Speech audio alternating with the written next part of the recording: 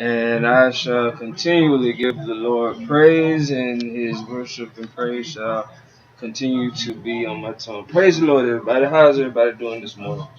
Hope everybody's doing wonderful and fine. Um, Justin, JP here. I'm sorry, I got kind of lost in the camera there. I gained a little bit of weight, and it's starting to sit. Let me see if I can angle this down a little bit. Papa JP. So, I noticed that I did chapter 4, but I skipped chapter 3. I think what happened with chapter 3 in our How to Argueproof Your Relationships by Mark Webb, licensed marriage and family therapist. I think what happened was I tried to record, excuse me, reading over chapter 3 and ended up going to sleep on it. So what I want to do here is I'm going to go into chapter 3, and we're going to read chapter 3. Uh, and I hope everybody's doing fine and wonderful and lovely today, whatever time it is, in whatever area, whatever place you are in and from. And I hope and pray that each and every last one of you, sorry, excuse me. Hope that each and every last one of you receives the blessings from God. Okay. All right. So now I noticed I've gained a good little bit of weight. Yeah. I can't even make a good muscle anymore. Can't even make good muscle anymore. It's gonna take a good little work. But anyway, all for me. I don't want to become all into myself. So chapter 3, how to argue proof your relationship. I hope so far that the book has helped you in your relationship. As a couple, um, you have to want it. One of you at least has to want it. And with these tools, it is possible. I will tell you that it is possible. Sometimes it's hard. Like right now in my relationship, my fiance is having a trust issue with me, and trying to learn herself. So with all of this, it's kind of hard. It's a little tough, but and I will say that it does hurt. It does hurt. When you know that your partner doesn't trust you, but you continue to stay there with your partner. And any other time, anybody would always say, "No, why don't you just leave? Why don't you just go find somebody else that's gonna make you happy and things like that, and things like this." I would definitely comment there, and I would say, you don't have to go find anyone to make you happy. You should be happy yourself. I mean, as long as you're happy with yourself, you don't have to have anybody that's gonna have to make you happy. You don't have to do that. You can be single. Um, who was it? Paul. Paul was single all his life. And he decided to find Jesus. Oh, excuse me. So I mean, there's nothing wrong with being single. Things like that. But a lot of people decide that they want, girlfriends, and girls, they want boyfriends. So, nonetheless of that, it's just one thing. Sometimes you get a time where you need some space. Sometimes you want some this and that and that and this. But you just gotta look at it this way and look at it that way, and put one and two together and continue to drive, continue to thrive. Um,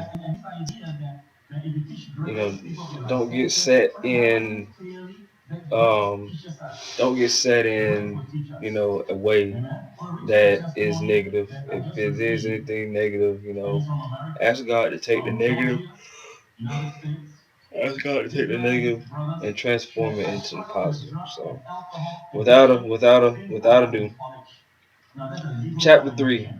10 things men do to make matters worse. So, guys, just focusing on this things that we do to make the argument worse.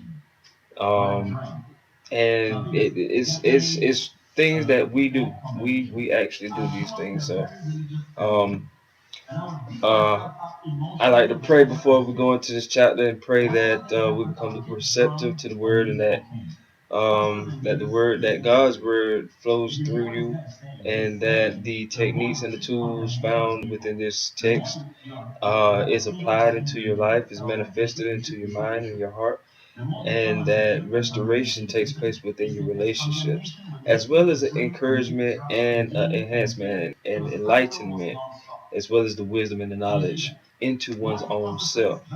Lord Father God, I pray and declare that you supernaturally touch all those that are listening and those that hear under the sound of my voice the readings of this text, that it matures them and grows them spiritually, as well as in the physical, in the actuality. Lord Father God, we pray these prayers in honors of you. Amen. All right, so 10 things men do to make matters worse. Responsibility for the tone of the relationship falls on the man. So it's our responsibility. The tone of the relationship is our responsibility. So, guys, suck it up. That's all it is. That's all it is. I mean, it's us. We got to take account of what we got. You know, it's our responsibility to set the tone. So whatever your tone is, that's the way that it's gonna set in your relationship. So remember that, fellas. Remember that. First and foremost, this can be hard for a man to accept because a woman's moods and needs can sometimes feel over the top. Some women feel like a force of nature to a man. They can be easily agitated, and some say some of the most awful things. Regardless, I have come to believe that the man can not only withstand the turbulence of a woman's emotion, but also remain steadfast. So, guys, you can always remain steadfast. You can always remain steady within the context of your arguments. Nonetheless, um, women, you do say some awful things sometimes, and you may not be meaning it. You may not be knowing it, but ladies, you do say some things sometimes that go over the head. They go over the top, which leaves us men, in an area where we're saying, did she really just say that? Or what does she mean by that? It boggles us. So, guys, set the tone.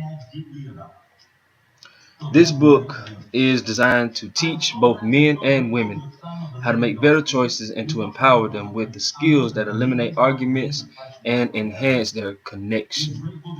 Men who refuse to drop the false belief that women set the tone of the relationship will never find the strength and the peace that this book can provide. So, men, don't think that the women are supposed to set the pace. Don't think that they're supposed to set the tone. Don't think that the women's tone is supposed to set the relationship. And I'm gonna say it like this right here. My fiance got some kind of tone on her. I will say that she got a tone on her. I love her, but she got a tone. So we can't let that tone that she has, not trying to see how I'm trying to say this. I'm going to say that because I ain't trying to bash my fiance. That no matter what her tone is, we have to be the strength to set the tone of the relationship. As well as set the pace, as well as set the bars, as well as set the goals and the value and the standards of our relationships.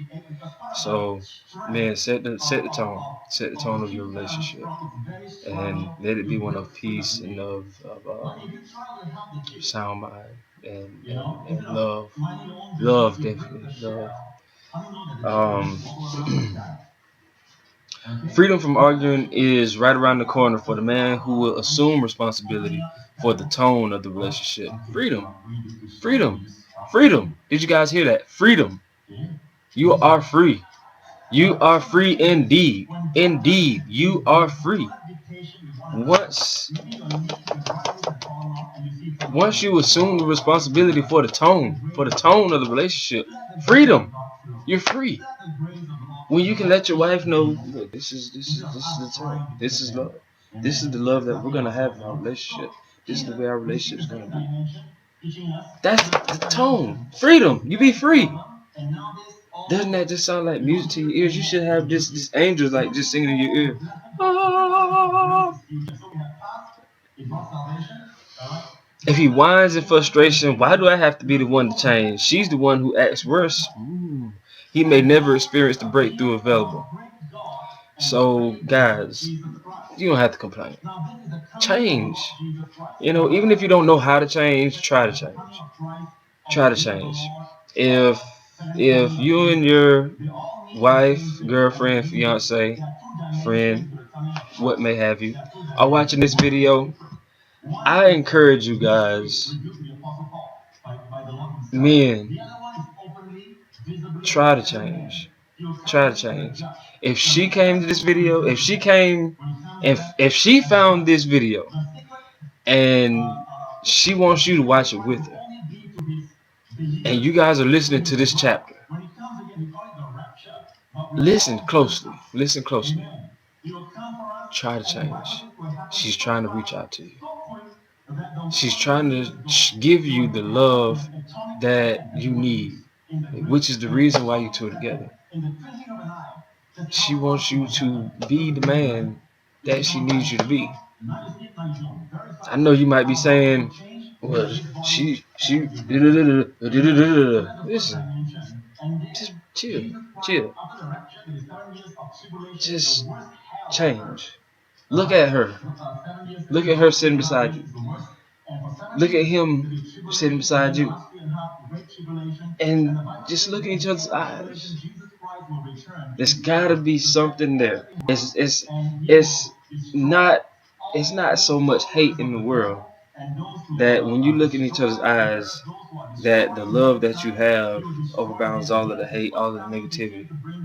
No matter what it is, you guys are together. You guys are together. So men, just look at the person beside you. Look at her in the eyes, and notice that she's a tender creation that God has made. Women come in all different kinds of sizes, but you got this woman right here beside you. So love her and do what you gotta do. Try to change. If you can't change right then and there, which I wouldn't even expect for anybody to do, gradually change. Put in your mindset, I want to change. I want to change. Set the tone. Speak in love to her. When you're looking at her and you're looking in her eyes, that itself is saying, I love you. I'm gonna take care of you forever. That's what that is saying. So, guys, let's work on that. Let's work on that. Most men feel that the woman should learn to tone down her emotional responses, but he needs to position himself as the one who sets the tone. So it's all about a position here. Even though she may be an emotional being, my fiance is an emotional being, very emotional. When I tell you emotional, somewhere along this book, the two of us may get in here and I may read the chapter, and she may have a comment on something. She may interrupt and say something. So and that's just because me myself, I want to be a better partner, and I want to argue-proof our relationship. Like I said, our relationship isn't perfect. We argue. Well, we used to argue really, really bad, and now it's gotten a little better. This is like the second time I read this book. My previous marriage, I had it real bad. I don't even have to go into all that. But yeah. You know, we got to set the pace. We got to change. We got to change as men. As men, we got to change. You know, we don't have to be hard all the time, you know, stuff like that. Then we might go into the workplace or whatnot, and, you know, the other guys, you know, they may see the change that you done made, and then, you know, they might take it for softness, for weakness or whatnot. But you gotta keep your composure. You gotta keep your growth. It's called maturity. Once you are maturing, the things that are immature are going to stick out like a sore thumb, and you have to move from that. I noticed that even at my job. You know, when I first came, I was very, very energetic, and I met a lot of people. I made a lot of friends, but then after a while, I continued to um, go through things in my relationship as well as go through things on the job. So within this time, I'm growing in both places, and I'm experiencing different changes in both places. So here is where I seen the difference. I set a zero balance. I set a ground, a zero ground. So at this zero ground was at ground zero. This is where it started. This is the baseline. This is the baseline, which is me. Me. I'm the baseline. Anything else, anything else either goes up or goes down. And I'm not going down. It's just that simple. You know. And if I see it's something that's in the workplace that's causing to go down, I don't go that way because I need productivity. I need creativity. I need innovativeness. You know, I need conversations that are higher conversations. You know, and even with my fiance, you know, if it's something that we're talking about that's going down, then me myself, I would rather not talk about it because I already know that the conversation is going downwards. But I will give her the opportunity to say what it is that she wants to relay. Even if I don't understand it, I'll let her know. Help me understand it because I'm not understanding what you're saying. Help me to understand it. You know, you got to set the tone here. You got to set the pace in the relationship. And when you do that, she will be more attracted to you.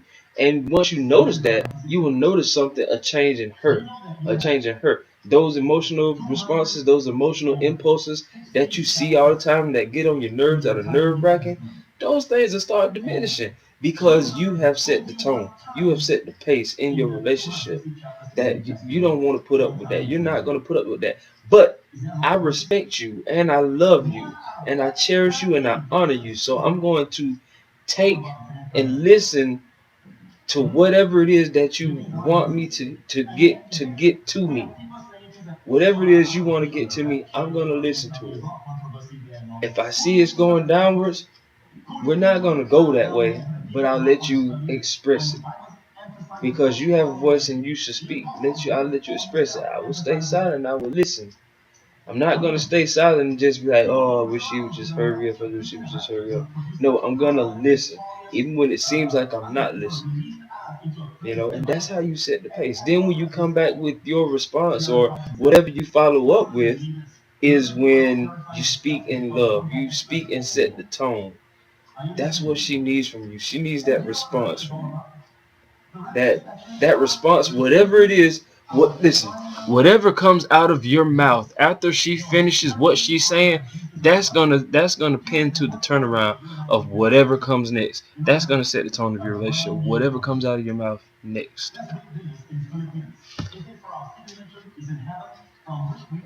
Just saying. um, but he needs to position himself as one who sets the tone. Men can be very focused and goal oriented. If he will grasp this concept, he will breathe a lot easier. He can set his eyes on the course laid out in this book, regardless of what she may be doing. So if you can grasp this, no matter what she's doing, no matter how she acts, no matter how she responds, no matter how much the impulses is, or whatever it is that feels like it's just overwhelming to you, just like I was telling you with the distrust with my fiance, no matter how much she doesn't trust me, even though I still love her, even though I still trust her, even though I still believe in her, even though I still have faith in her, even though I have confidence in her, even though I cherish her, even though I honor her, even though I respect her,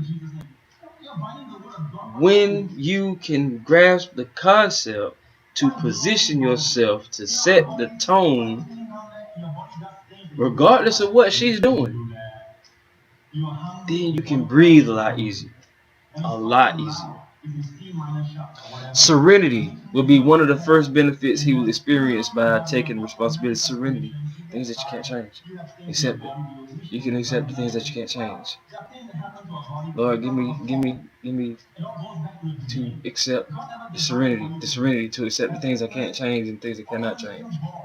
The peace will be one of the benefits he will experience by taking responsibility. So taking responsibility will give you the peace. Once you have the responsibility, with great power comes great responsibility. This is right here in this section where we find that serenity will take place. If he will make the changes recommended in this chapter, he will experience a greater level of respect. Once you can grasp this, your respect level from here to where she sees you down here will go to here. You will be the king then. You'll be the king on the throne. You will be the man in her eyes. You'll be the dream that she has every night, every day. You'll be the main thing that's on her mind. She'll want to reach out to you and just send you messages just to let you know that she's thinking about you, just to let you know that she loves you, just to know that she's there, she wants to know how your day is going, the respect level. When you got somebody that's by your side like that, I know women, I heard you just say amen, glory, hallelujah. When you have that level of respect, it's like me, myself, I don't really like to be the first one to send out a message, being that I have so much going on, going to the gym. Well, I just get off of work and go to the gym. I'm trying to get homework done. I'm trying to prepare the messages to send out. Getting these videos together. I'm thinking about. I'm planning technical technology and getting the business aspects together as well as other various things and trying to nourish myself, trying to take care of myself, trying to get some rest, so forth and so on.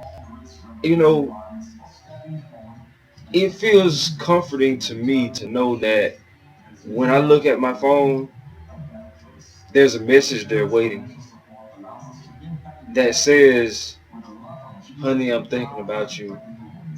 I just wanted you to know that I love you and that you crossed my mind. I wanted you to know that. It just crossed my mind. Or something, you know what I mean? Or, honey, I just woke up and I was thinking about you. I hope you're doing okay and I'll talk to you later. Something like that. Just that small level of respect can take you to a greater height because now you have peace. You have peace that she's not mad.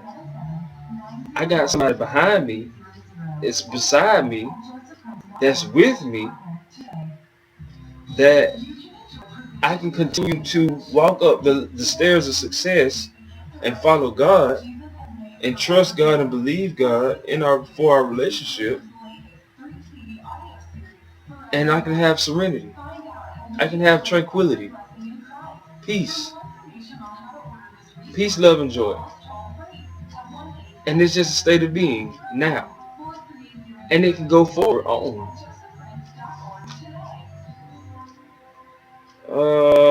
Not only from a woman, but from within himself. Exactly like I just said.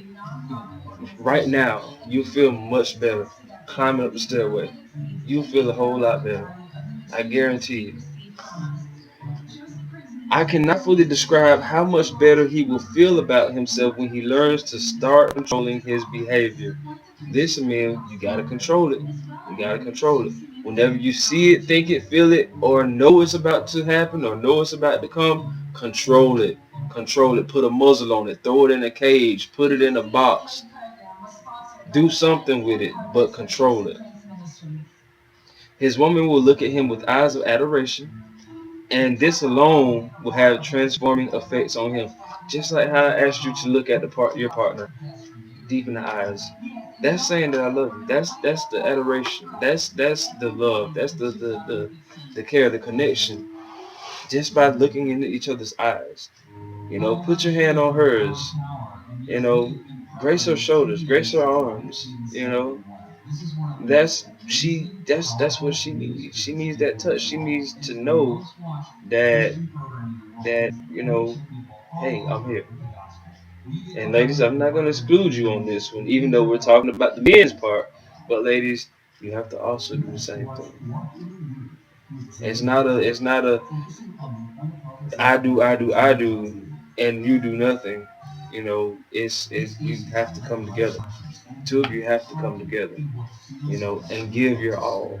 100%, 100%, not 50-50. 100%, 100%. The only way you're gonna be great is if you give greater to each other. So instead of 100%, 500%, 500%, 500%. The both of you two together. It's 1,000% together. So you gotta come together. And this alone will have transforming effects on him. He will stand taller, not in a dominating manner, but in a position of poised strength that carries a sense of certainty and calm. Just having this, ladies, just having this, when your man has this, he'll be able to stand taller, he'll be able to walk forward, chest out, head up, in confidence, in calmness. You won't have to worry about what if, what if, what if, what if. That you don't have to worry about that. Because now that you have given him this, because of his change that he has made, and that he sees it, and now he feels it, and now he's able to grasp it, and now he's able to hold it, and now he can walk with it. That itself explains a lot. Fellas, you know how this would feel for you to be able to walk and go anywhere,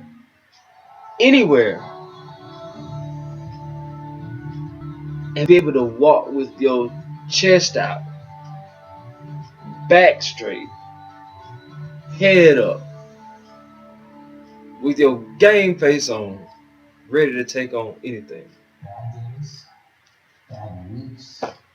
Why? Because your woman has seen the change and you know that you have changed.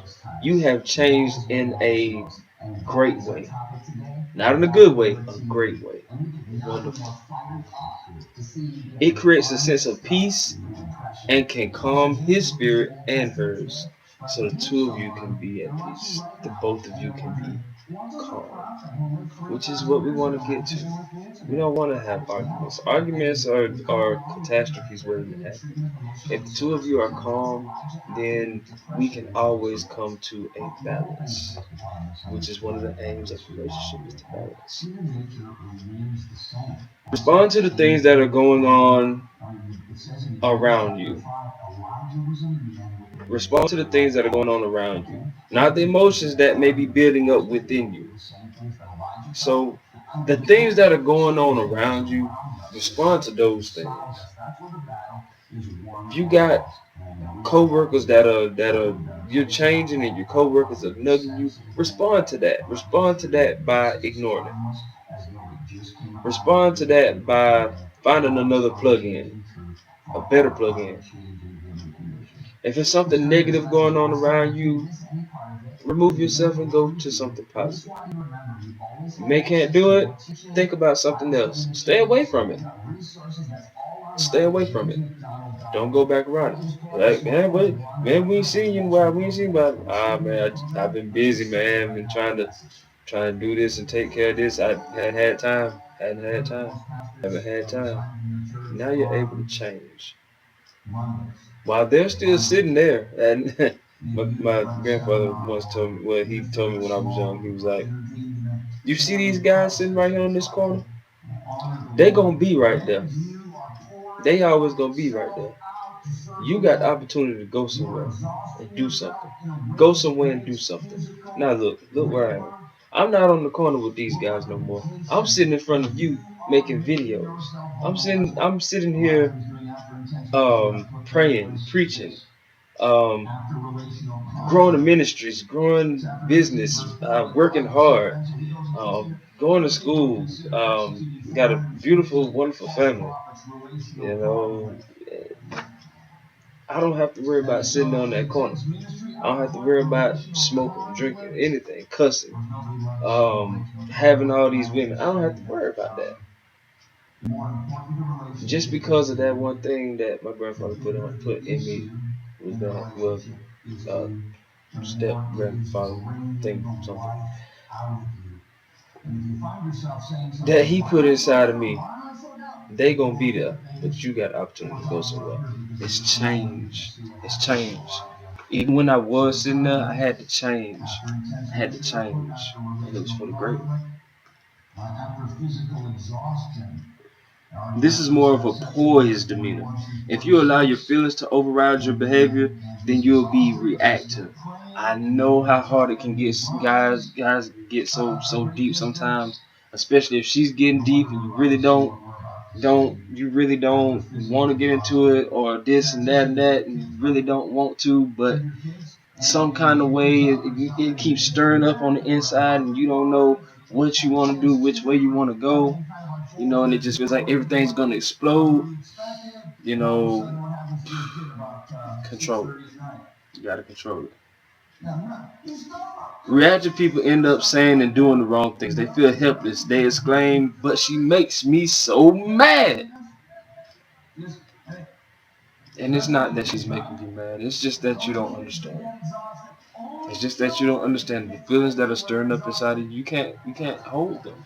You can't maintain them. So you let them go and you explode. Remember that you always have a choice in the way you respond. No one can make you feel anything that you refuse to feel. No one. No one. You hear me? No one. No one. No one.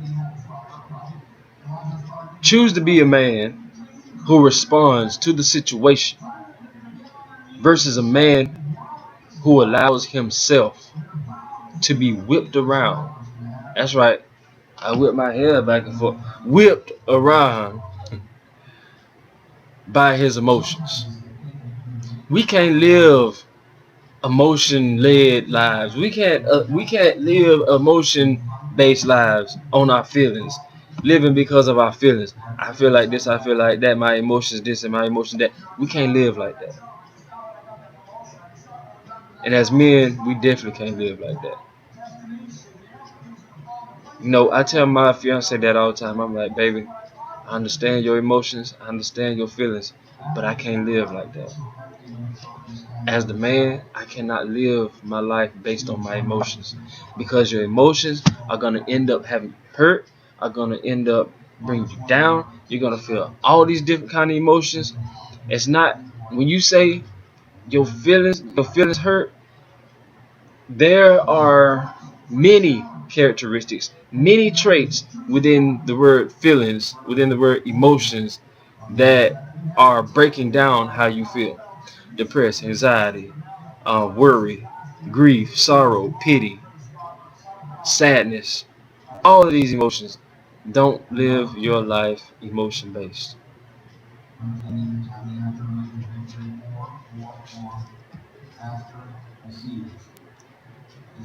Take full responsibility for yourself and the way that you act. Me, myself, I have acted all kinds of ways. I ain't gonna lie. There were times when I got in my feelings when I couldn't hold it anymore. And I acted in a way that was not pleasing to her, wasn't pleasing to me, wasn't pleasing to the people around me, or anything, because of my emotions, because of my feelings. I ask for forgiveness through all of those things.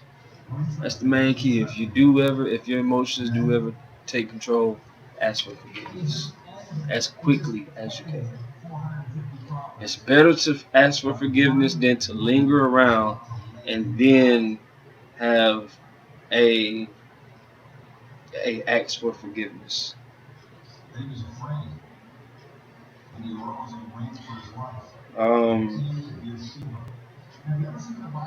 Realize that the man sets the tone of the relationship.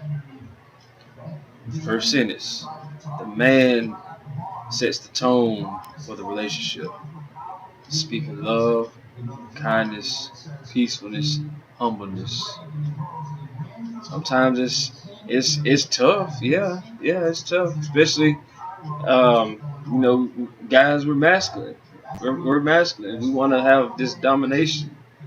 Just like going to the gym, you want to push with everything you got. But your woman is not gym. Your woman is not something to push around. I had to tell myself that all the time because my first marriage, me and my wife pushed each other around. We fought. When I tell you we fought, we F-A-U-G-H-T. I don't even know if that's how you spell it. F-O-U-G-H-T. We fought. And I asked her for forgiveness many times. Because it wasn't me. It wasn't me. It was my emotions, my feelings, plus the addition of intoxication and drugs, weed, cigarettes, stuff like this. Okay. But anyway, you gotta be the man. You gotta stand up. You gotta take accountability. You gotta take control of yourself, your actions, your emotions. Okay. Position yourself so that you present as always calm, always poised, and always thoughtful, even if your woman is not. So let's go back and emphasize those three traits. Position yourself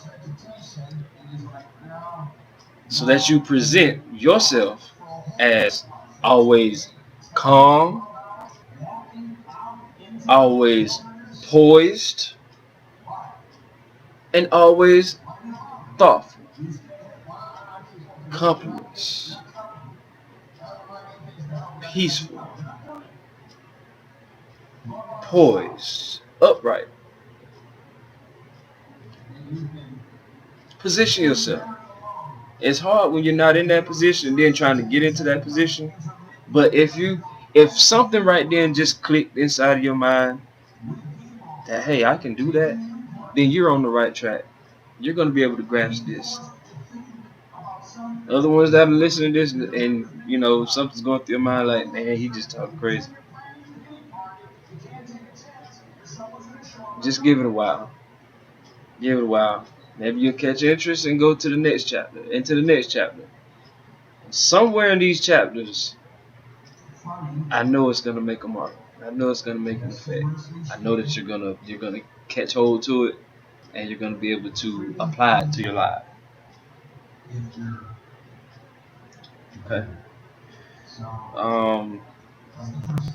Abandon the idea that all things should be fair and equal. In many situations, we should be grateful that we do not get what we deserve. And I just listened to a sermon on this yesterday morning.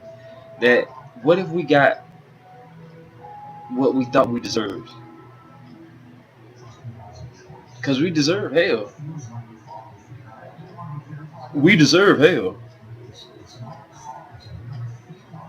But we get undeserved things. Undeserved things. So in your relationship,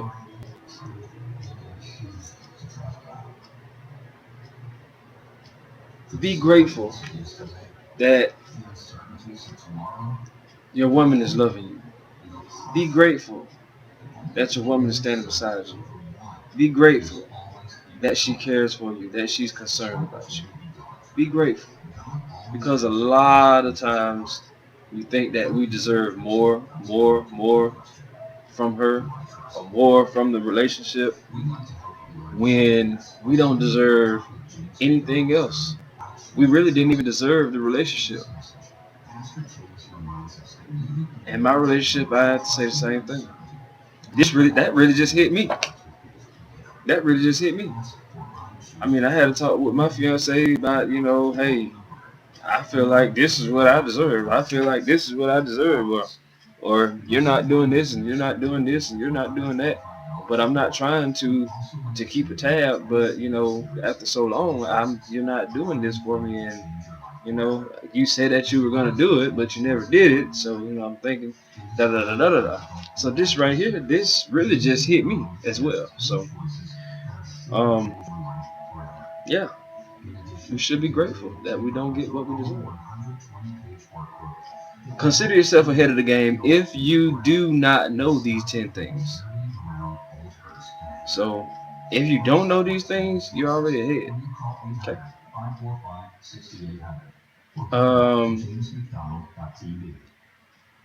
You are still ahead of the game if you only do a few of them.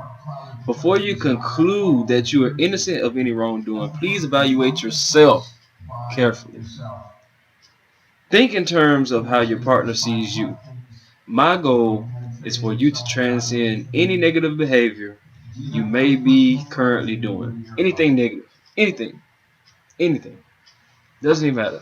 Whatever the first thing that comes to your mind that you done did negative, that. Whatever the first thing that comes to your mind that a behavior that you had that was negative, that. My aim is that you become a great partner. That's my heart's desire too. For you to be a great partner to your partner. Both ways around, vice versa. My aim is that you become a great partner. Strive to become an example for those who do argue and bicker so that they can find hope in their relationship by replicating your relationship skills. So, be the unmatched example. And I say unmatched is because there's going to be nobody that's going to match the way that you are setting the example of your relation of how a great relationship should be. Okay? Be and do just that. Your relationship skills. You can help many people. Many people. Okay? All right. Yeah, let me see. I'm gonna do this right here. Let me see. I'm gonna do this real quick. Let me do this here.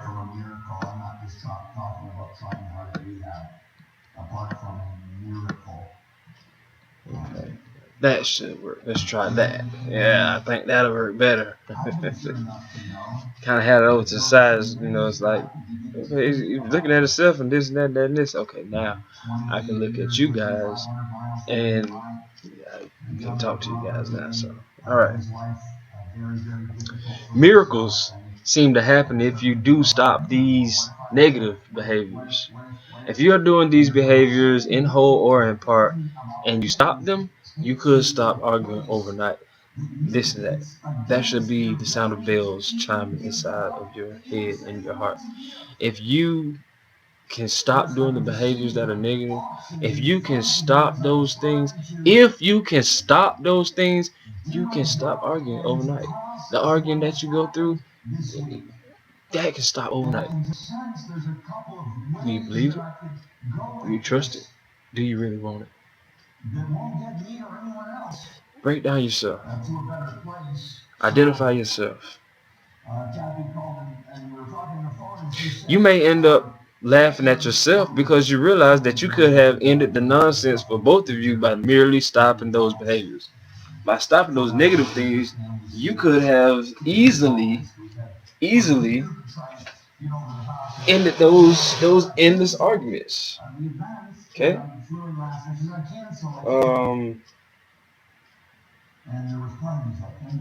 Nonsense. A lot of the arguments is nonsense. You could have ended the nonsense for both of you by merely stopping those negative behaviors. Awareness. Awareness is the first key towards change. So if you're aware of your behaviors, the negativity, the things that are going on with you, and you are aware of those things, and then you end up stopping those things, listen. That's the key to change. Being aware of these things. I have to be aware of things. I've been in the 3 years that me and my fiance have been talking or dating. I've noticed a lot of things, and I noticed a lot of things that I've already, was going through, and this and that, this. So, I tried to stop a lot of that. I stopped smoking. I stopped drinking. That was a good thing. I stopped that. That stopped me from being negative. Okay. More so and so more. So take this forthcoming awareness and achieve a solid new foundation for your relationship. Take awareness. Take this awareness, apply it to your life, and use it as the key to change. Use this key to build a solid new foundation. Everything brand new. Don't worry about the arguments of the past. Don't worry about the things that she said. Don't worry about the thing that you said. Stop those things now and then build on a new foundation. A new foundation. Without the arguments, without going back to the past. On a new foundation. How do I do that? How do I do that? How do I do that? How do I do that? I really want to do that. Just be patient. Just be patient. Everything is going to come. Everything is going to come. Because I know that this right here just struck a nerve. It's like, okay, now that we stopped arguing, I stopped doing the negative nonsense, the foolishness, and I'm understanding what the book is starting to say now. How do I do it? Where do I start? How do I do this? Where do I sign? Guys, I understand. It's coming to a point now. It's getting critical. It's getting crucial. So I need you to bring this. I need you to work with me to work with you, so we can all work with each other on the things that we do that make things worse, so we can identify the things that we do that make things worse, so we can be aware of the things that we do, the behaviors that we do, the traits that we have that we need to stop in order for the arguments to stop, so we can build our relationship on a new foundation, a greater foundation. You see relationships out there that are just like indestructible. We want to build that same type of relationship. We want to grow that same type of relationship, a new foundation where there is no argument, none of that, because we stopped all of this. We stopped it here and we moved on. Glory, hallelujah. You guys are finna really come out of this thing. Blessed you went in, blessed you come out. 10 things men do to make matters worse. So, number 1, use his size to intimidate. Stature is a way to overcome the issue. If you are taller than your woman, all you have to do is step forward. If you are close, the closer you are, the smaller she will feel. So, guys, my fiance is short. She's 5'4", 5'4", 6". No, she's 5'6", 5'4", something like that. She's short. She's really short. And I'm 5'11", 5'10". I was 6'1", but I don't know how I shrunk to 5'10". But I'm taller than her. So for me to stand over her in an intimidating way, it doesn't even feel right with me. I have to back off.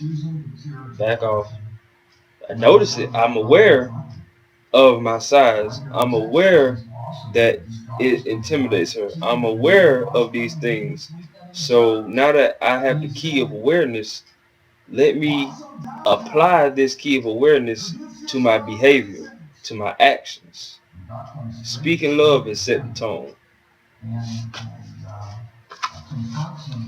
Side note, guys. She will be forced to look up if she wants to experience any form of eye contact. Her anxiety level will automatically go up if the man hovers over her like a giant. So think about that. We're already masculine. We're already strong. We're already men. And to hover over a woman, that she's gonna feel fear. She's gonna feel fearful. I know some women that aren't fearful, but when she has to look up at you, it's like a building falling or a tree falling. You're so close to it that you know you're gonna get trapped under it, or it seems like there's no way to get from up under it. Anxiety levels will automatically go up if the man hovers over her like a giant. However, she will feel concerned. If she is a fighter, she will become aggressive. That is just laid out. So she could become aggressive verbally or worse yet, physically. If she is passive, she will surrender and defeat. She may shut up, but in the long run, she will shut down. So guys, maybe you have witnessed these things. Maybe you have witnessed this in your relationship. If you have hovered over your woman, maybe you have witnessed this thing. So be aware. Use the key of awareness, and with this key, notice it. Notice it. Stop it, and change the way you react to it. It's all about change. It's all about change, guys. It's all about change. Number 2, leave the house. Temporary peace can be achieved if you leave the house. Now notice 10 things that make matters worse. Leave the house. You cannot argue if you are separate. Separation can provide room to think so that calmer heads can prevail. The downside to leaving is that it gives your woman a clear message, very clear message, that if she does not act just the way that you want, you will abandon her. I have felt that. When she just leaves, it's been a time where my fiance, she would get mad or upset or in her emotions. I think it was a week ago, 2 weeks ago, some time frame like that. And she came in and I said something. No, she spoke and I responded, kind of jokingly, but my tone was different, and she took it in a way that wasn't the way that I was, trying to take it, and became offended. And she looked at me in a way I already knew. I knew right then that this wasn't finna come out right. So she ended up getting her things and she left. She just left. So here is that illustration of abandonment. I felt like I was being abandoned by her just leaving and not saying a thing. Didn't say bye, didn't say I'll call you later, nothing. Just got her stuff, told her son to come on, and just walked right on out the door, locked the door behind her. Didn't say a word. That makes you feel abandoned. And guys, if you're doing that to, your woman, if you get in an argument, then you just leave, that's a clear sign of abandonment. A very clear sign. Women long for certainty. They want to make sure, they want to be certain. They want to be certain that you're going to be there. Anger is a fear-based emotion. The only reason you get mad is because you're scared. And you don't want to be scared, so you become angry. But in the midst of being angry, you're still scared. If you trigger your woman's fears, you can expect her to become angry. Anger tends to make matters worse, and that is what we are trying to avoid. So whatever fears that we may be putting on our women, as well as women, whatever you may be putting on the men. Oh, excuse me. We're trying to avoid that. We want to avoid putting fear into our partner. Avoid putting fear into your lover. Avoid putting fear into that individual, because it's only going to do nothing but bring about anger. You want to give her a message of safety, not abandonment. A message of safety. We're okay. We're okay. Just by saying we're okay, that says a lot. That tells her that, look, right now I don't know the words to say. I love you. I'm not going anywhere. I just need some time to think.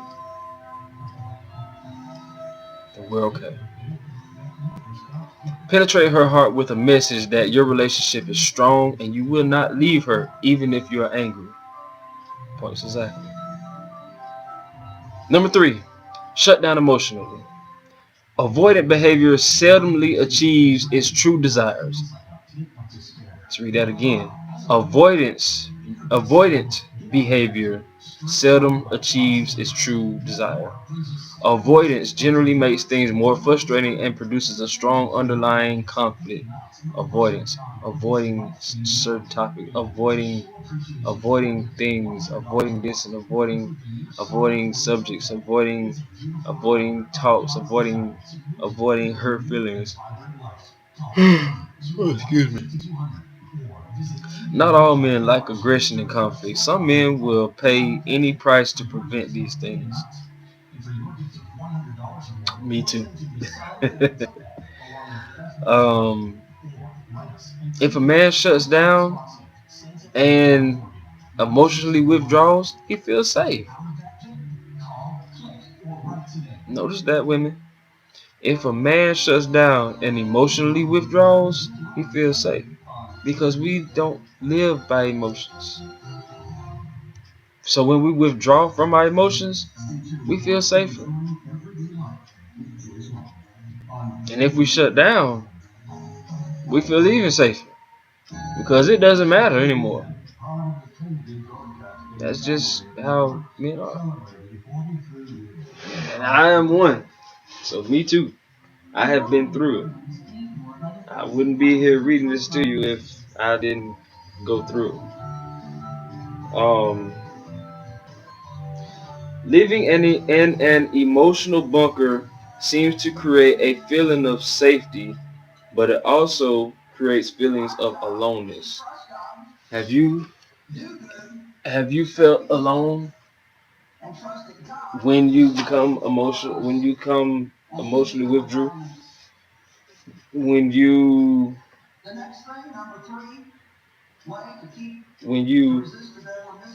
are feeling safe? Oh, excuse me. Then you become to feel alone. Not only will he feel alone and misunderstood, so will his woman. So just because you feeling like that, your woman feeling the same way. Both of y'all feeling the same way. Just like me and my fiance. Both of us feeling the same way.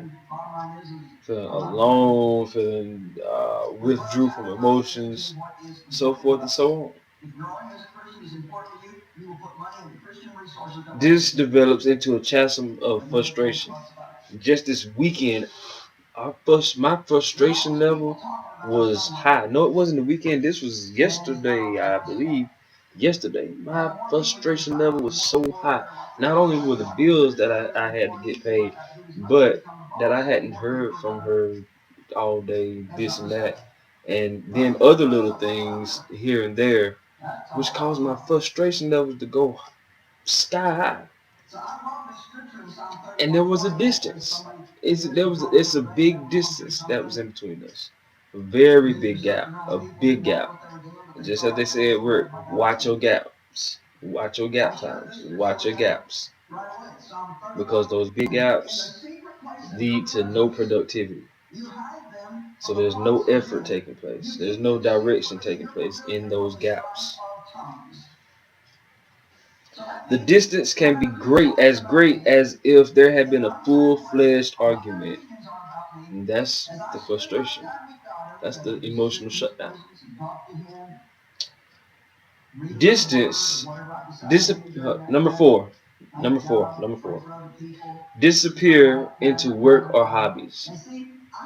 Loneliness only increases when a man turns toward hobbies or work as a means of avoiding the problems in a relationship. I do it sometimes. I do it a lot of times. I do it a lot of times. I will go into working on something in the ministry or working into something with technology or getting into my studies or at work, all into work where, I find myself, becoming to want to have to do these things because I'm alone. I'm lonely. I don't have her here, so it's like even so much as right now making this video, it's like there's loneliness there. Um,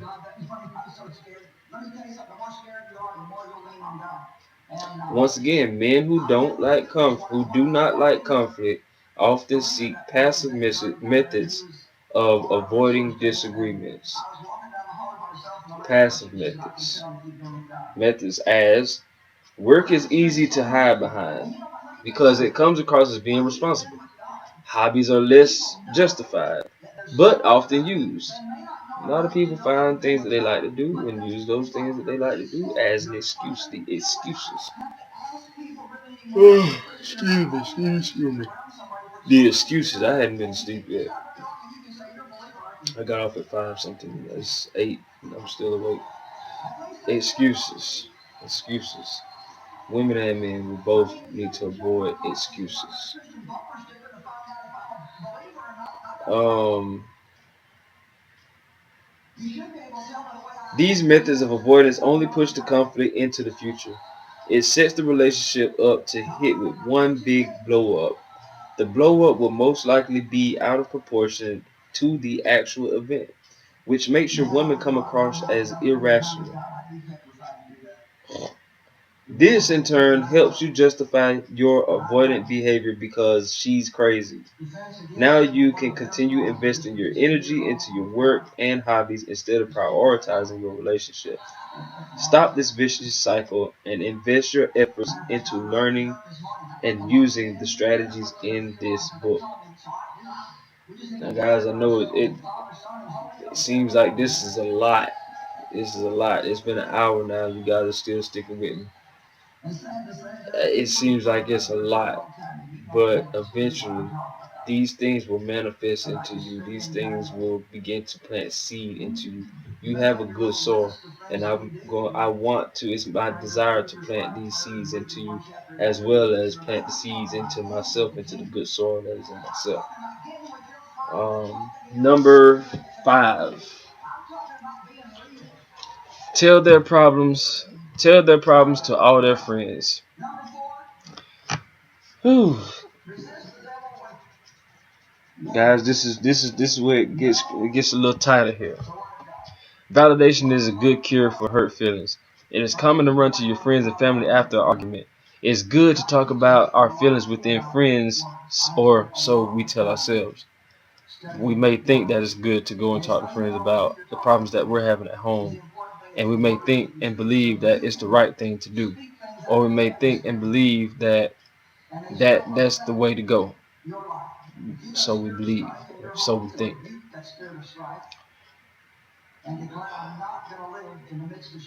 Most friends and families are supportive of us. They may even agree with us. Be careful, though, because in the long run, you may be doing serious damage to the future of your relationship. Serious damage to the future of your relationships. Men and women. Men and women. Hold on a second. Let me make sure. Okay. Still got it in there. I have to keep the house smelling good. Nothing like a good smelling house.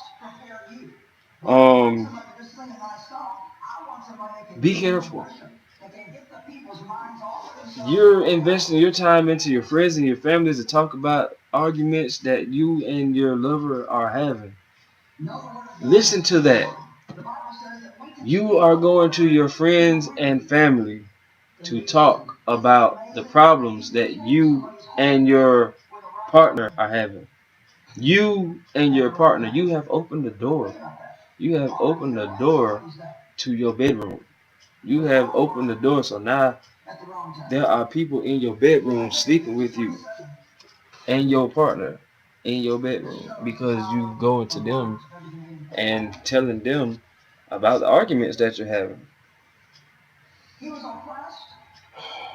Be careful. Be careful.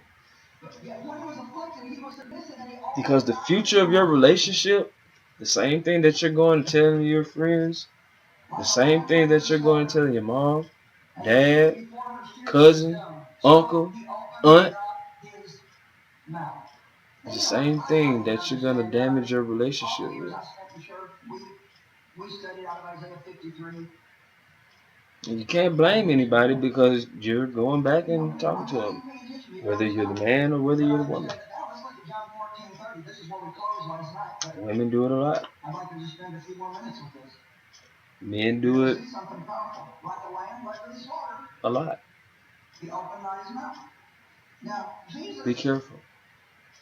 If you love her, if you love him, if you love each other, resolve your own issues within each other. Don't go to anybody else. Don't go telling your business to anybody else. Because the future relationship is going to do a lot of damage to it. I don't want to see that as well as you don't want to see that. You two are together and you love each other. Get over it. Let's get to the bottom.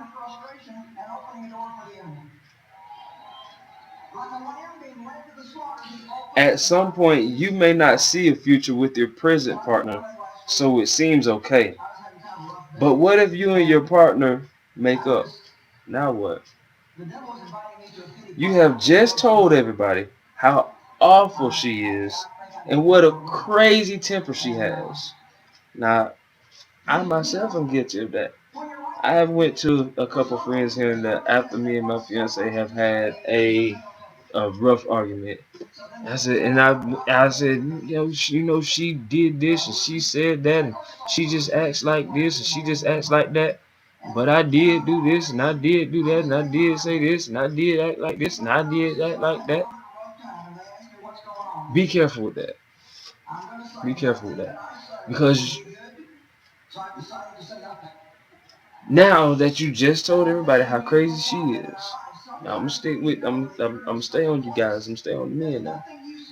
Ladies, we already did chapter 4, so y'all already know if you already watched it. But if you ain't watched it, you finna know. Okay. But men, be careful. Don't go to all your friends. Don't go to all your family. Just as we was always taught. Even though that grass may be high, snakes in that grass.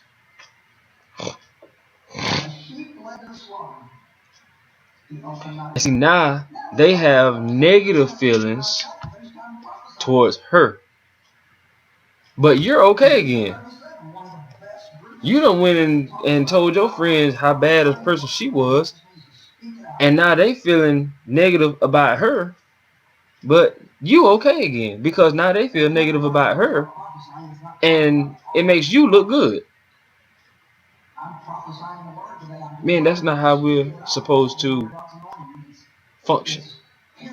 Man, we don't function like that. As men, we don't function like that. Be careful before you start telling everybody your business, or she will feel alienated from them. Most men will later tell you that they are embarrassed for telling their friends and family intimate details of the breakup.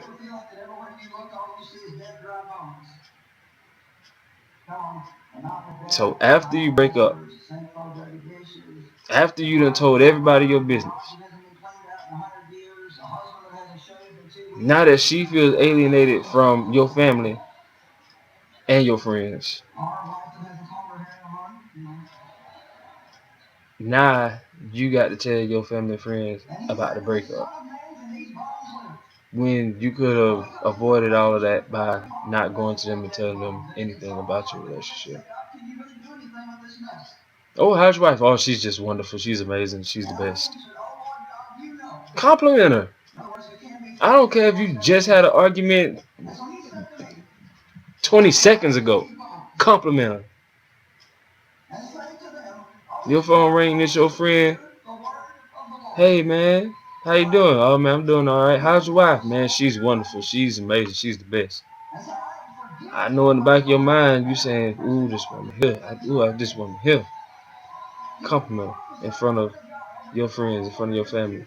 Raise her up around when she's not around to others. Raise her up. Whenever I'm in a conversation and I'm not around her, she's the first thing that I bring up. Well, my fiance this right here and that right there. Then it goes into whatever it is the conversation topic is about. But I raise my fiance up first. I raise her up first. No matter how I would feel about her. No matter how bad she's made me feel. No matter this and that of whatever she's done. As the man, you still raise her up. No matter what. Raise her up.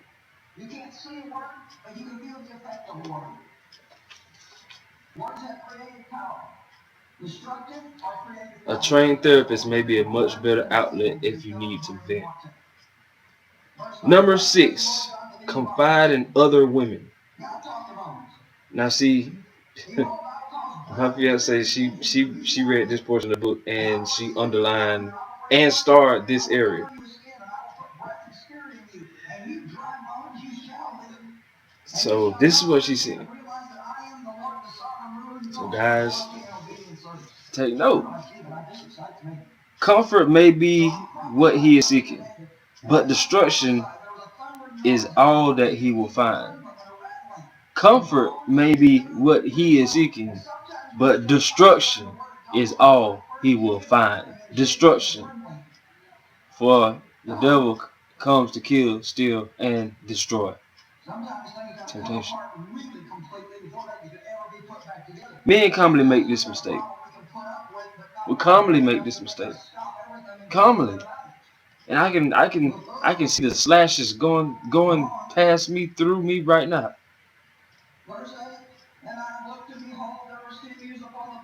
You know, I can feel my fiance bashing me right now about it. About this step right here. I can feel that.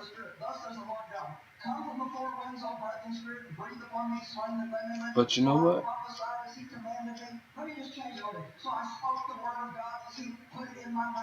From here is where I learn and I find the awareness. The key to change. The key to change. He is hurting. And he turns to the compassionate ears and words of another woman. Think about it. Fellas, if your woman is beating up your ears, beating up your head, beating up your words, your thoughts, beating up your heart, and you feel this way and that way, what are you going to do? You going to sit there and take it?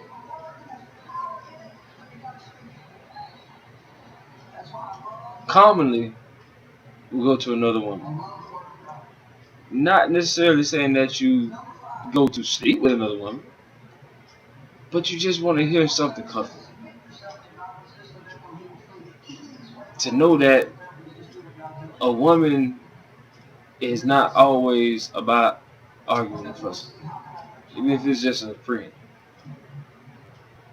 Some men have better women friends than men.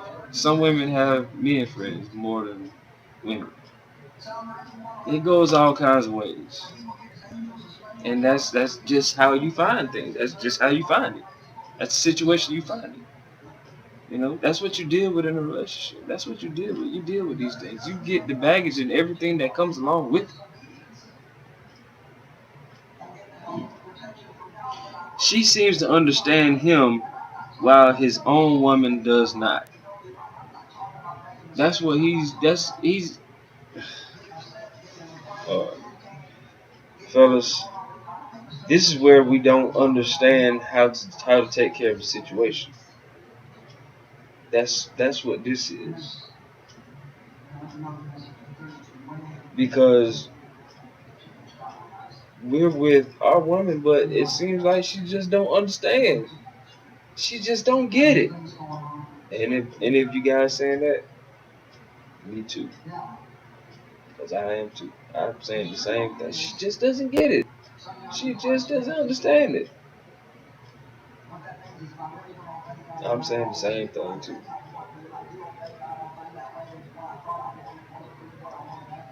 But I want you guys to know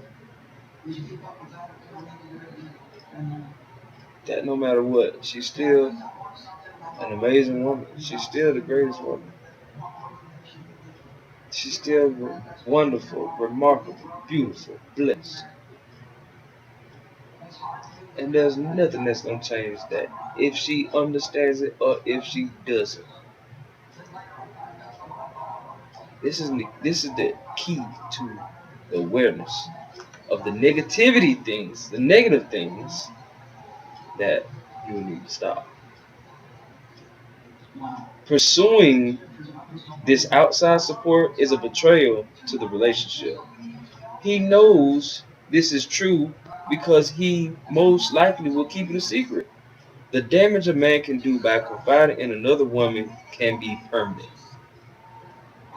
Do not do it. If you are currently doing so, stop immediately. It is wrong. You don't have to confide in another woman.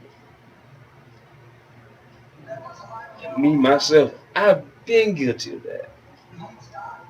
Stop it. Stop it. Stop it.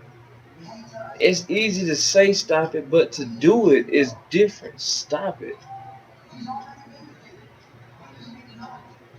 I know that, you know, probably saying, well, you just said she don't trust you. You just said she don't trust you. I understand that. I understand that. But I'm to a place now where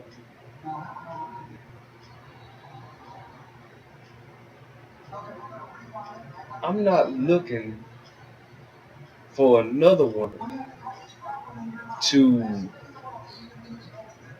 come and soothe me when I know that my woman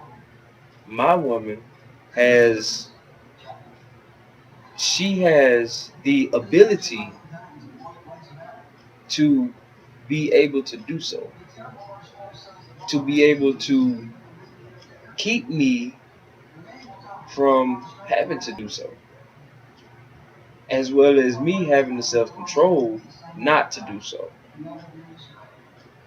Make sure I got that right. To have the self-control from doing so. So, men and women, let's be real here. Let's get honest here. It's a world full of temptations. It's a place left and right. God should be the focus of our relationships.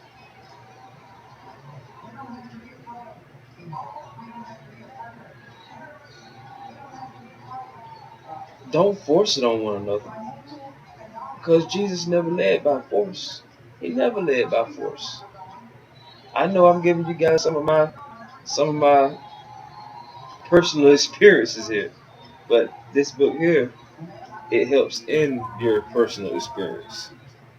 So where it may seem like this and that, this is where you will definitely find yourself. So, just stop it. Just stop it. I understand it may be hard. She may not be understanding. Mine doesn't understand me all the time. But I have faith, and I have the confidence that she has it in her. She has it in her to attain the attributes that I long for in our relationship. The personality and the character that I yearn for in our relationship. But as well on the same balance of where I'm I know that she has it. She has to have that same thing for me. It's 100, 100. It comes back to a balance. It's got to be 100, 100. Because if I'm giving 100 and she's only giving 20, something ain't right. If I'm giving 200 and she ain't giving but 3, that ain't right. If she giving 500 and I ain't giving but 1%, that ain't right. So we gotta change. Like I say, it may not happen today, but it can happen overnight. But the awareness is here.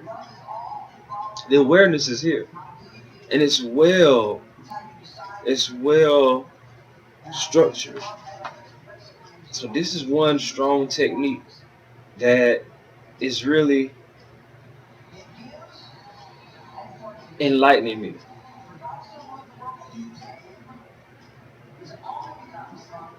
Step number 6, confide in other women. Even though she started, it's something that this is something that I am going to apply to my life. You don't have to confide in other women. You don't have to. She's your woman. She's got everything you need.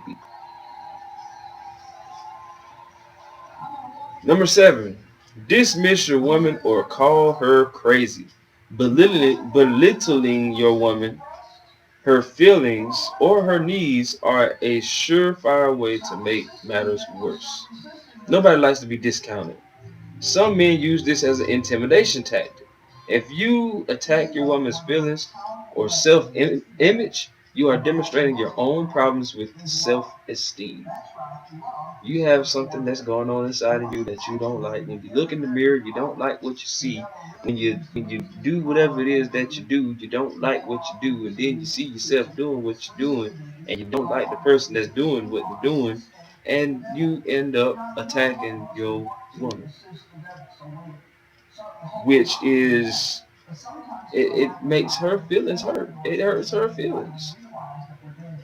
And like I said before, she is a tender creature. She is a tender creature. You have to really take the tone of the relationship, set the tone. You are responsible for the tone in the relationship. You know. And I hope and pray that if my fiance watches this video, which I hope that she does, that she can see that I truly do want to have our relationship at an argue-proof status or at an argue-proof level where we can begin again on a new structure, you know. But I have to dig deep. I have to dig in the shadow of other men's sins and get deeper,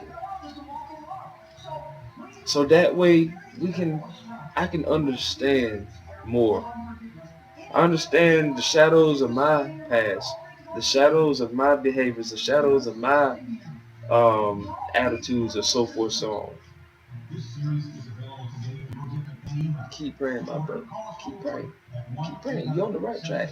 You're on the right track.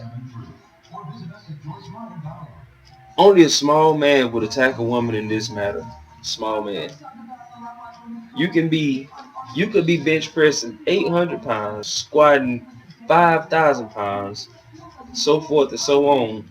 But you will be the smallest person in the world if you are belittling your woman, calling her names, this and that. And I've been there because I've done it too. my first wife, like I say, we fought, we argued, we cussed at each other and everything. We called each other names and this and that. We did that. I was the smallest man in the world. I was the smallest man. When I go to work, I was small. It does not matter if she attacked you first. Do not attack back. Set the tone. Set the tone. Responsibility. It's your responsibility to set the tone. And I'm telling you this to tell myself this, to tell you this, and tell myself that. So men, set the tone. Most likely you will infuriate her, but you can also cause a negative sense of doubt with her own self-worth. Whenever you do that, because her feelings become impacted by this, you can begin to destroy her for who she is. And you see it happen a lot. You see it happen a lot. And then you see other women that have been hurt so many times that they get with these other guys that, you know, have them doing all these different types of things and making them feel like that's beautiful when it's really not.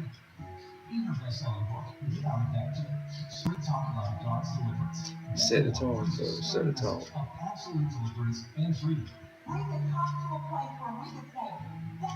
Stay away from cheap shots and name calling. Point blank. Don't hit below the belt. Don't sucker punch. Don't do it. Just don't do it. I know you gotta control it. You gotta have self-control. You gotta have self-control, fellas. You gotta have self-control. Number 8. 10 things men do to make things worse. Tell her you don't care about her feelings. I don't know if I've ever done this. Maybe I did this in my first marriage. Maybe 1 or 2 times in our relationship. But don't tell your woman that you don't care about her feelings. Care about her feelings. If anything in the world you need to care about her feelings. Even when she doesn't care about yours. Because we're not emotionally led creatures. Disregard for your woman's feelings is disrespectful. There will be many times when you might not understand where she is coming from or what she is trying to say. But do not tell her that you do not care how she feels. A lot of men shout this when they are feeling overwhelmed by her emotions. It's a man's word of saying, "Shut up. I need time to calm down and think." All she will feel is discounted and aggravated.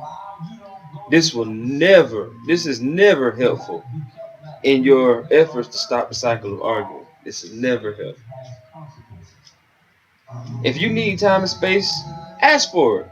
But do not express a forceful disregard for her feelings in place of a calm statement of your needs. All you gotta say is, "Baby, look, I need some time. I need to think. I need some time. I need some space. I need to think." Simple as that. It's like what we were saying earlier. We're okay. We're okay. I just need some time. I just need some time.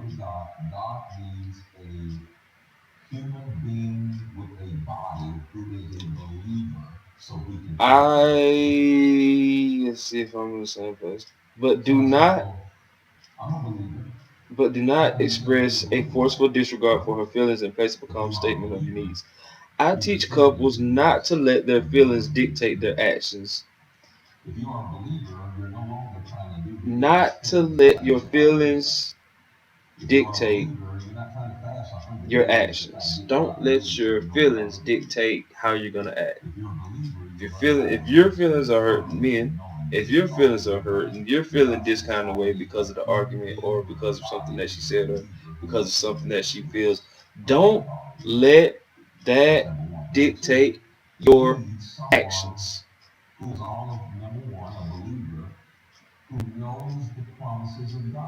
I teach couples not to let their feelings dictate their actions, but you still want to show respect for their feelings, even if they do not make sense to you. So respect her feelings, even when you don't understand it. When you don't understand it, respect her feelings. Respect how she feels. Okay? I will teach you in the upcoming chapters how to best position yourself. I see it's a light at the end of the tunnel. Now, he really broke it down on us, fellas. He broke it down on us now. When it comes to responding to feelings. So, fellas, he just broke it down on us. He just broke it down on us. So, this right here should be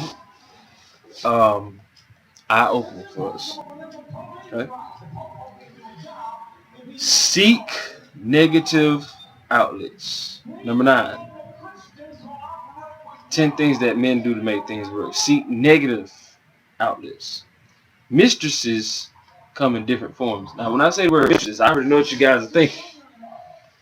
Mistresses. But, listen. Sometimes they are computers. Other times, they can be drugs or alcohol. They may not always be another woman. They may not always be another woman. Mistresses. When a man's needs are not getting met for whatever the reason, now women, you can listen here too. But fellas, I want you to pay close attention. He often turns to negative outlets. He can justify his behavior as stress management, or because he is involved with a woman who does not care about him.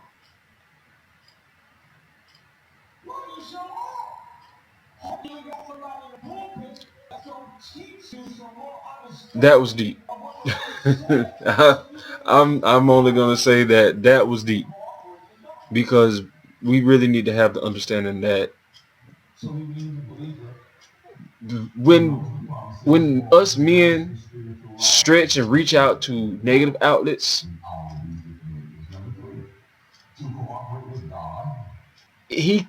we could be trying to manage our stress. Could be. We really could be. I mean, think about it. Bills, work, kids, home, family, responsibilities, family, friends, this, that, personal goals, failures, this and that, stress. Because, or men on a man's perspective towards his woman is involved with a woman who does not care about him. She doesn't care, so I'm going to go and do some negative things. I'm going to go get my mistress. I'm going to stay on the internet and search these different sites or this porn. A man turn to porn because they feel like their woman doesn't care about them. The woman doesn't want to have sex with them. So they turn to porn. Some of them could use that as a stress management. Alcohol, drugs, beer, alcohol. Could drink a lot because their woman doesn't care. So what do? Well, what do? They get drunk. They elude their thought, where they don't have to worry about thinking anything, and it's just let it go. They just float on water, and either the woman doesn't care or they're just managing their stress.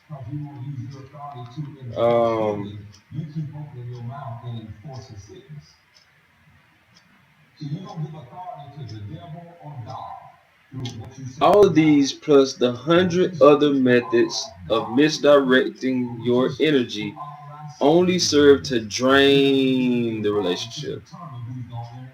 This drains relationship. And I will say, ladies, Ladies, you guys stay on computers and cell phones and things like that as well. So, not excluded. These things apply to you too. Okay.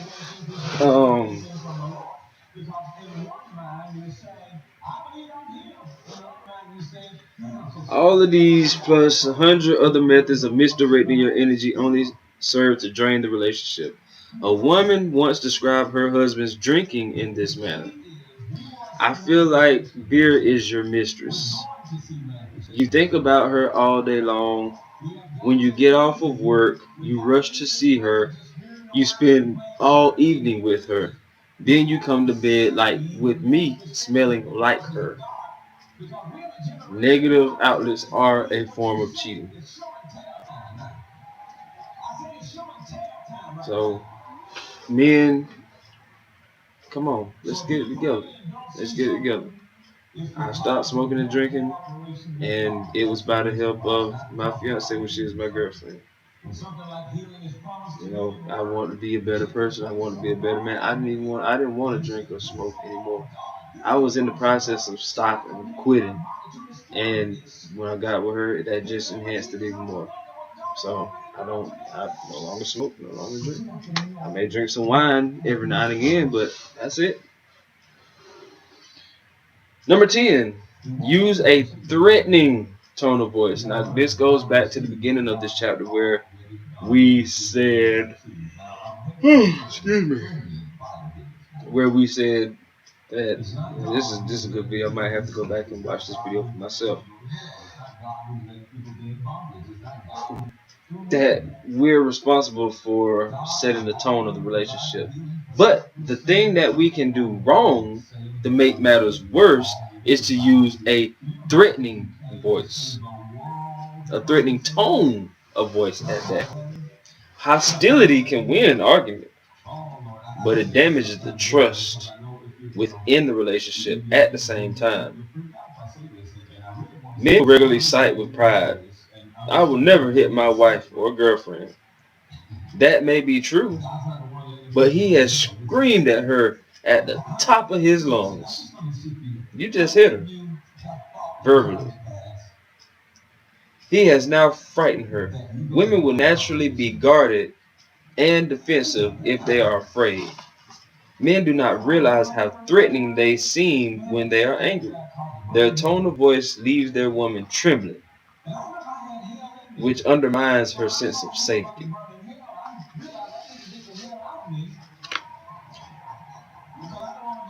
And I will say that is I experienced that in my first marriage, where me and my first wife would argue and argue, and we would excuse me, and we would argue so heavy, so deep, to where I'm screaming at the top of my lungs, she's screaming at the top of her lungs.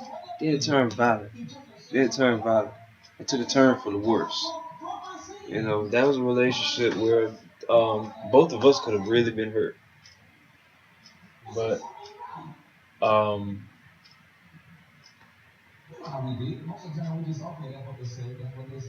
watch your tone, fellas. I know you may not understand your woman's feelings, but watch your tone. And I'm looking up to say that to myself as well. Watch your tone. You know, I have this difficulty with sometimes that, you know, when I'm not understanding what my fiance is saying, she's jumping from this subject, she's jumping from that subject, she's not clearly, you know, speaking to me, but you know, she's indirectly saying things to me, and I'm not really understanding what it is that she's saying. I feel like the communication barrier is bad or rough to where I don't understand, and I feel agitated or aggravated by it. But you can't respond to that. You can't respond to that feeling. That's emotion. You can't respond to that. Sometimes you just gotta take a deep breath, sigh, or just take a deep breath, exhale, and just take it. Just take it. You know, okay, baby. Okay.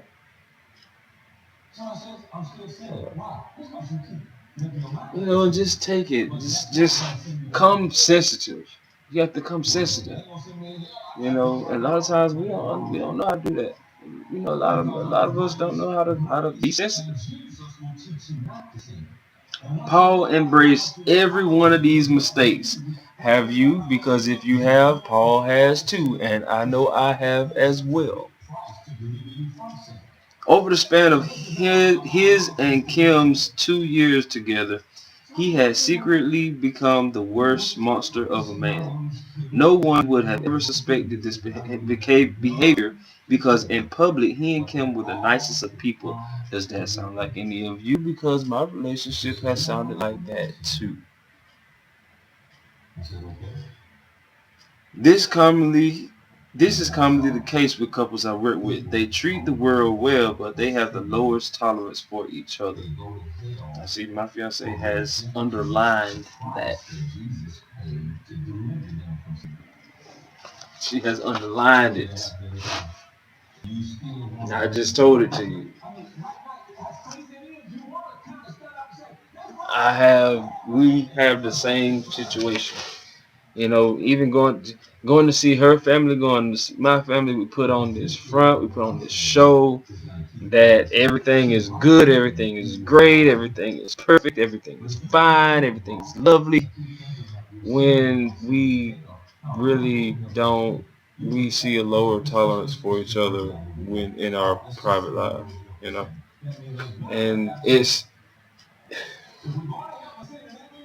that gets tiring. It gets tiring, you know, that, you know, when you're out together, now you have to put on this show. You have to put on a fake smile just so, you know, that's tiring. It gets tiring. You know, I'm I like to think like this. This is how I like to think. However I am at home is how I'm gonna be wherever else I go. And if I'm sad at home, I'm gonna be sad wherever else I go because I'm sad at home. This and that. So whatever I got to do at home to make sure that we are happy together is what I aim to do to set the tone, to have the responsibility to set the tone.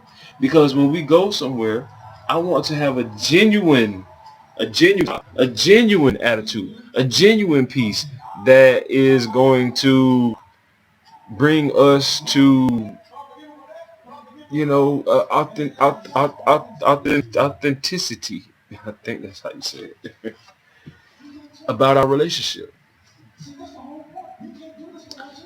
Paul's childhood was rough, to say the least. His father prided himself on being a tough man, and he raised his sons to be just as tough.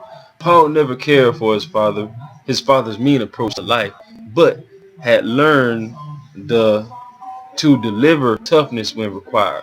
He had always longed for true love, someone he could make a life with and raise children with in a loving home. You guys ever felt like that?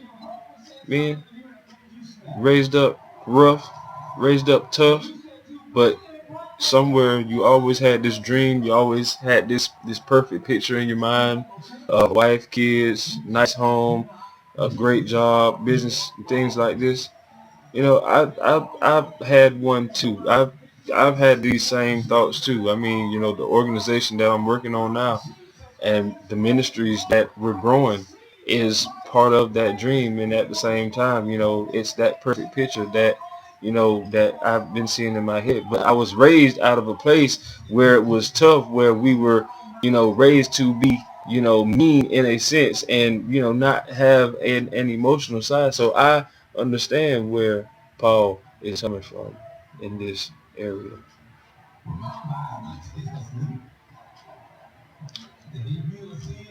He had learned to deliver toughness when required.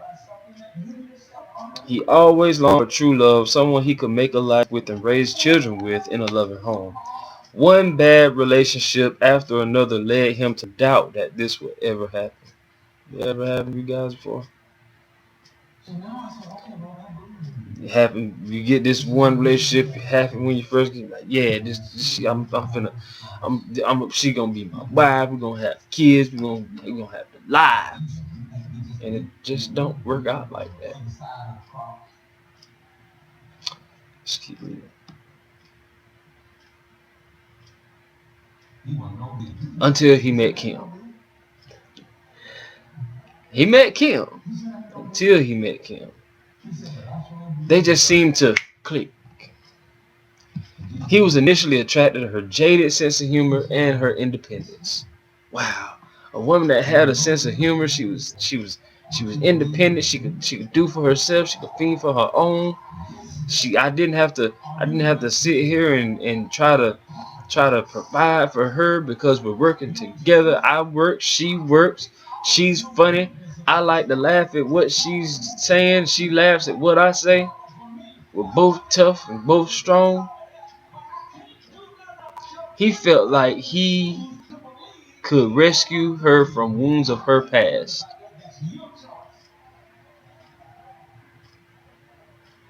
Does it sound like anybody? Guys, just keep reading. As time went by, Paul wondered, what had he gotten himself into? Before I met my fiance, she had lost her husband to cancer. And the story of her past that she has told me is deep. Very, very, very, very deep. And she hangs on to it very tight. And I'm trying to help her to move forward with our relationship and not have to hang on to her old relationship.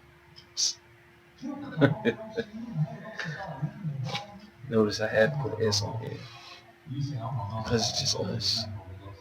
But I'm here where Paul is, where he's saying, what have I gotten myself into? Fellas, you guys ever feel like that? You guys feel like that? Even Kim was frightened of the people that they had become, the both of them. So it's not just Paul. It's Kim too. It's both of them. You can't just sit there and put the blame on one person because it takes two to tango. It takes two.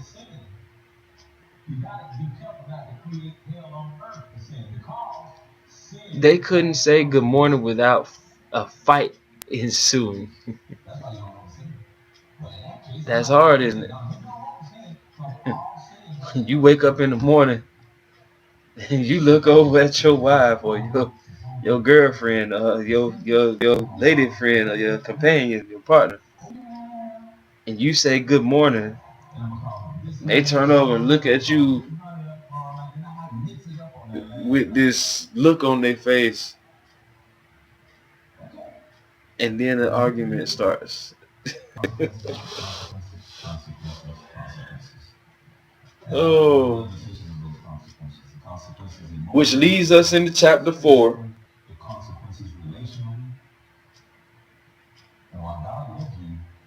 They both knew it was time for a change.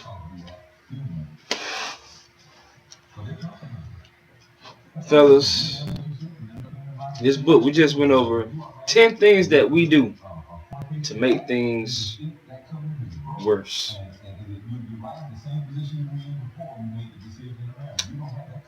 I have submitted myself, or I have become vulnerable to let you guys in on personal things, let you guys on personal experiences.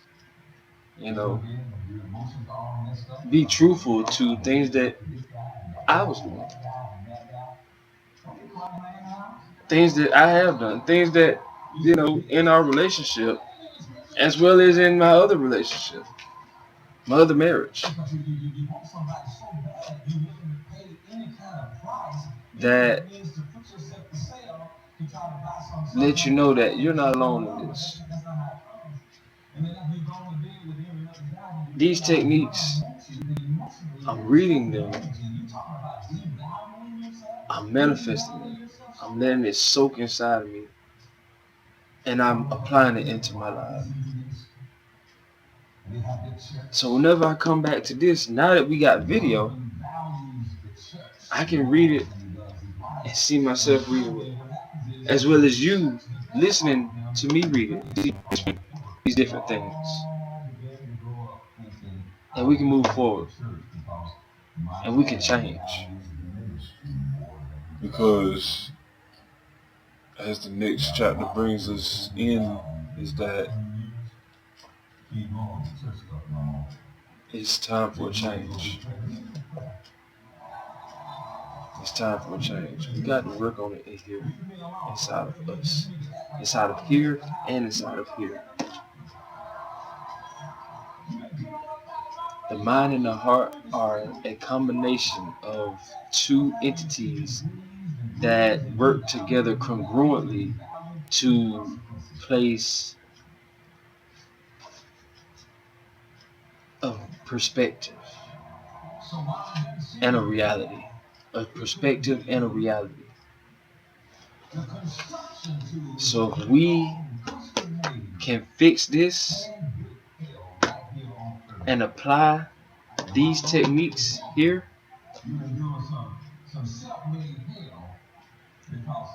change will come.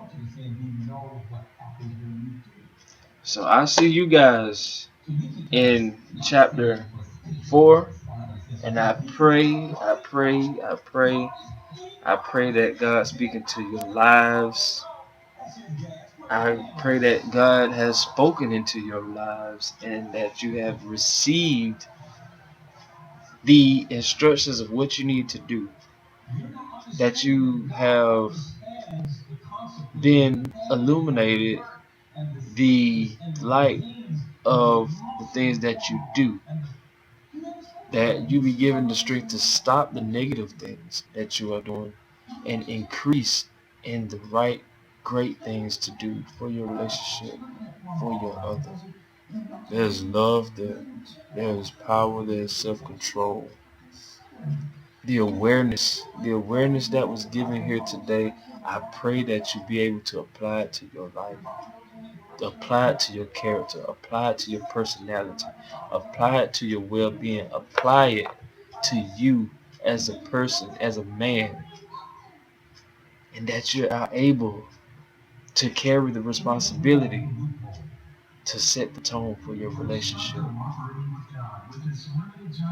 In Jesus' name I pray it so, and I command and declare it to be peace in your life as you apply these tools and techniques from Mr. Mark Webb, licensed marriage and relationship or family therapist. So guys, I will see you in chapter 4.